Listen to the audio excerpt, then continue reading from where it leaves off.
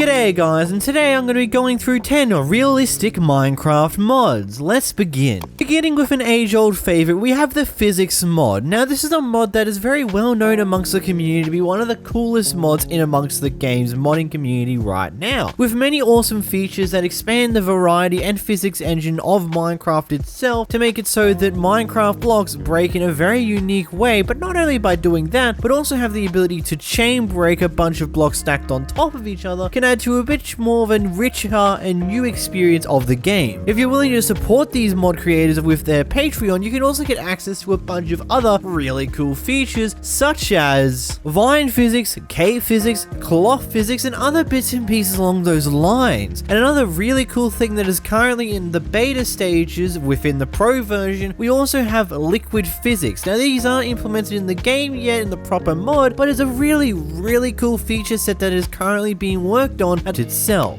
Hey, 150% of you guys are currently subscribed, and that is way too many, so kindly hit the unsubscribe button down below. Anyhow, back into the video. Moving on, we have the mod known as realistic torches. Now this is a very interesting one overall, as you might like this is a really cool feature into the game that makes it just a little bit more difficult, but at the same time can also become very painfully annoying. It's a very lightweight mod and really doesn't do too much, aside from the fact that it makes torches unlight themselves. When you first place a torch down, it will no longer be automatically lit up, so you can actually light it up with a flint and steel or other fire creating items as well. Torches will also burn out after a considerable amount of time, 60 minutes real time by default, encouraging players to seek out more permanent light sources such as glowstone and lanterns. Torches will also extinguish when water is rained upon top of it, which can also become quite annoying as well. Permanently lit torches can be crafted by using a glowstone crystal, which is a new item that comes with this mod. Overall, as in a bunch of cool little things that just make it so the torch system and the lighting system in the game is a little bit more interactive. But strictly moving into another mod that's a little bit more realistic as well, we have dynamic trees. Now the idea of this is to just change how trees function in Minecraft completely. Instead of the typical stock standard vanilla spawning patterns that we've all gotten used to and love and hate at the same time, dynamic trees as in a collection of new different styles of trees that change the thickness of the actual branches itself depending on where in the tree it is. It also allows for far new creatively designed styles of trees that vary wildly dependent on the biome that these trees are featured in. For example, the typical birch ones are a little bit more taller and thinner in comparison to their normal birch counterparts, whilst your oak trees are much more bushy and bunched up, making them a lot more beautiful looking trees, and so many other trees along these lines, just with these new dynamic beautiful looking features. And then move in further to that, it also adds in a bunch of other beautiful bits and pieces. For example, it adds in rooty soil, potions, and new seeds instead of using typical saplings. As if you use typical saplings, you can grow a regular tree in the typical vanilla way, but then you can use these new seeds which can also drop from trees in order to create these new dynamic trees. And then the final beautiful thing about this is when you chop down the base of the actual tree itself, the entire tree will come falling down, saving you from having to chop the entire thing down and giving you all the wood and potential seeds and sticks that you gain from the tree at the same time. Moving into more of a simpler mod in comparison to the past ones, we have a mob known as mob dismemberment. Now if you watched the scary mods video that I released the other day, I showed a video talking about mob amputation. This kind of takes that concept but changes it up a little bit. Instead of using your weapons and tools to try and chop the heads or arms off of mobs, instead it will end up just falling apart. When you kill them, they'll just explode into pieces and fall onto the ground dead, like you would see, I don't know, maybe in real life. It might be a thing you can see in real life. Don't judge me by its cover. Wait, what? And now, because Minecraft dimensions and portals are totally realistic in Minecraft, let's talk about the Immersive Portals mod. Okay, yeah, I can understand the dimensions aren't exactly a thing in real life, but you know, the concept of portals being immersive like this, where instead of it being this massive purple thing that takes you to a new dimension, you can see directly into the other dimension, which would make more sense when it comes to real life things. It also makes it so that you can get rid of a majority of loading screens. It does mean whenever you light a portal, there will be a bit of a hesitation from the game as it takes a moment to light the portal, but it also will lead to the point where you have seamless loading screens where you can just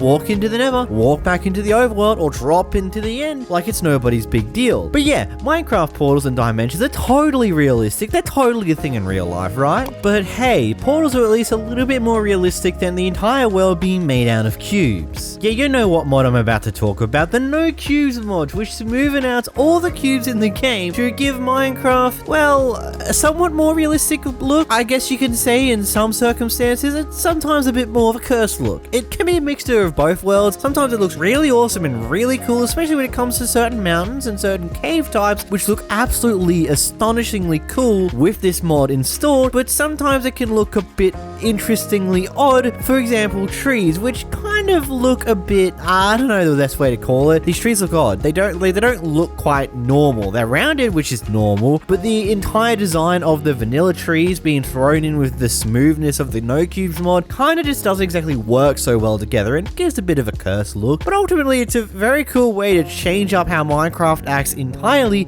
if you feel like just going a bit all out by just flattening the world and making it more smooth. But moving out of the smoothie zone, we've got the compact ores mod, which I feel like is a bit of a realistic type of mod. You may not think it at first, but when you think about it this way, in the real world, you can come across ores in the ground, whether it be like giant chunks of them in certain small compact areas, or whether it be smaller amounts of them scattered amongst a bigger area. Compact ores just makes it so that you have the ability to get denser ores that have a bit more value towards them for their one block space, which kind of hinges on reality. I mean, there's stuff like that in real life where you have giant blocks of ore you pull out of the ground. It's not really that often of an occurrence anymore, but it was a thing where you have these giant gold pieces and stuff along those lines. It's honestly a really cool thing, and plus it also supports a lot of the other mods from a collection of many different mods. Is really, really cool. And I know I have shown you a collection of mods already in this video that you might say like, oh, but that's not quite realistic, 𝓵𝓷𝓷𝓴𝓼. Well, you guys might not be quite realistic either. You may never existed. Wait, hold on a moment. Let's move on to the Doggo mod.